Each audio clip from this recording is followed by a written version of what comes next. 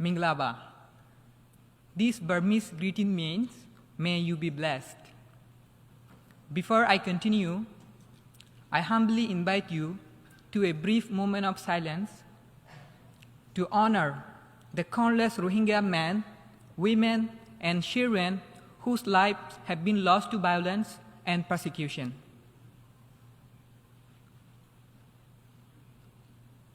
Thank you. Today, my first message is for those watching me in my country, Myanmar. Dear brothers and sisters, you are not forgotten.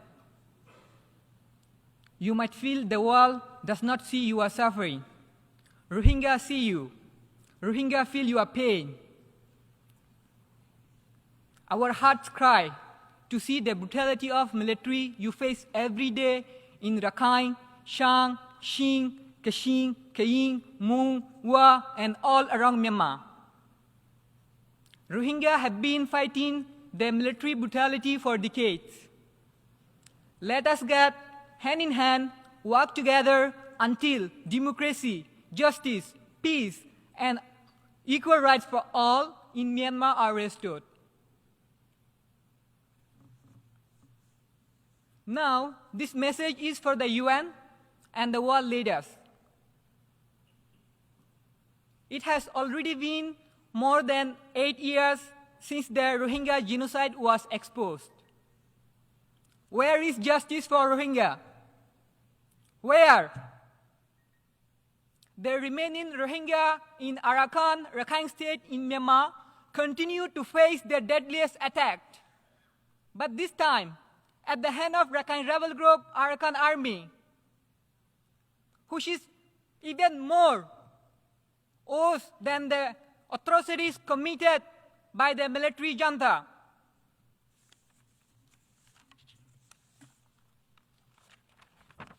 These people were killed in a drone attack by the Arakan Army on 5th August 2024. More than 200 Rohingya men, women, and children were killed there. Another 600 Rohingya civilians were massacred by Arakan Army. These are not isolated cases. They are a part of a systematic campaign.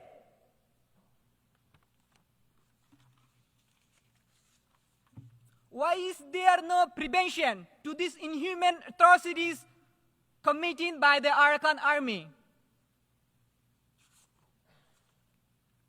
We see there are some lobbies and there are some people who promote the solution of Rohingya as legitimizing Arakan Army.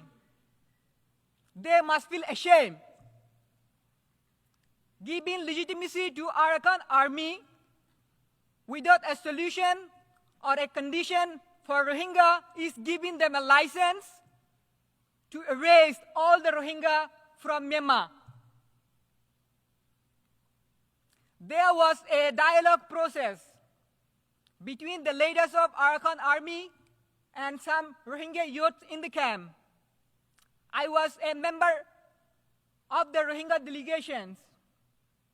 During the dialogue process, they demanded our submissions and refused to discuss the real issues. Power imbalance was a great problem there. Without self-determination for Rohingya and international protections in Arakan, there cannot be any fair or lasting peace.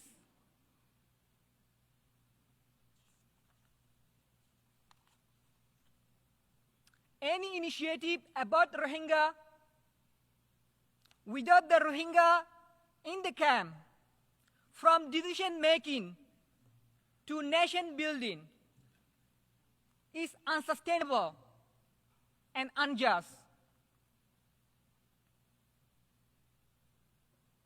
The UN must mobilize resources to empower Rohingya. we are not just victim. We have the potential to make a difference. Take me as an example. I fled Myanmar during the 2017 military genocide, and I was in the refugee camp in Bangladesh for 7 years. Understanding the importance of education for Rohingya, I applied to more than 150 universities all around the world. But most of them said no, because of legal obstacle and because of my identity as a Rohingya. But I didn't give up. Today, I am a student at New York University, making history as the first Rohingya from the refugee camp in Bangladesh to be studying here.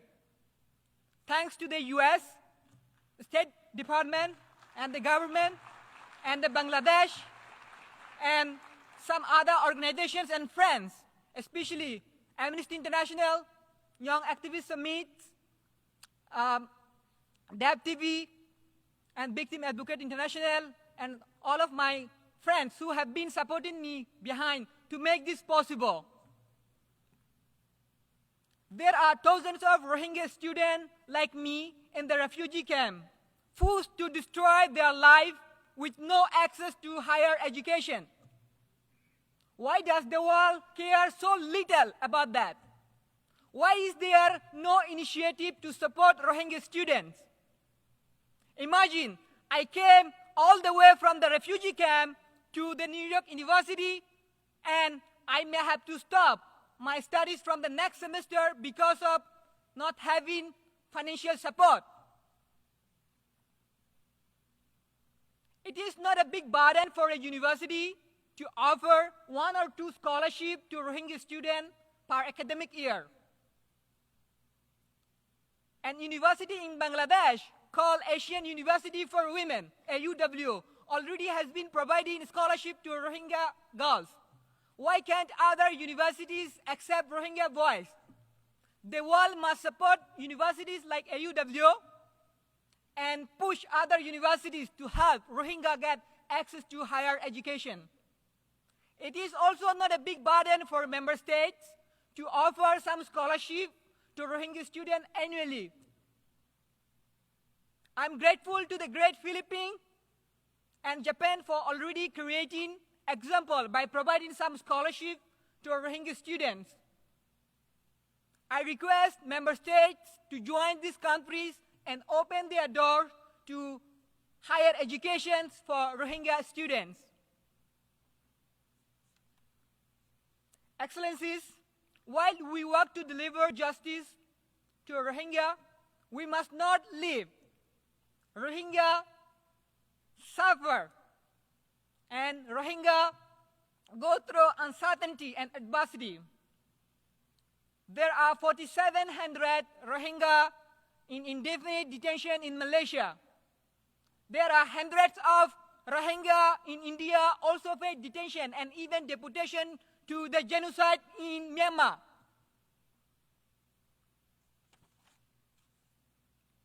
Again, now I want to remind everyone that the world urgently needs to prevent the ongoing genocide against Rohingya in Arakan before it is too late. And there must not be any justification for the atrocities committed by both military and Arakan army. These perpetrators must be held accountable. Rohingya in Myanmar, Bangladesh, Malaysia, Indonesia, and other countries in the regions are in great need of protections and humanitarian assistance. We want ASEAN to play a role to be helping these people.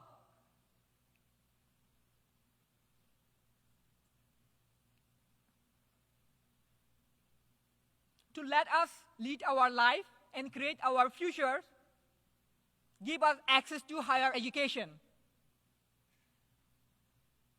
Now, I want to pause my remarks, requesting this assembly for a specific measurable, achievable, and realistic plan for a sustainable solution of the Rohingya crisis. Long live Arakan! Long live Arakan! Long live Rohang! Long live Rohang! Thank you. Thank you so much.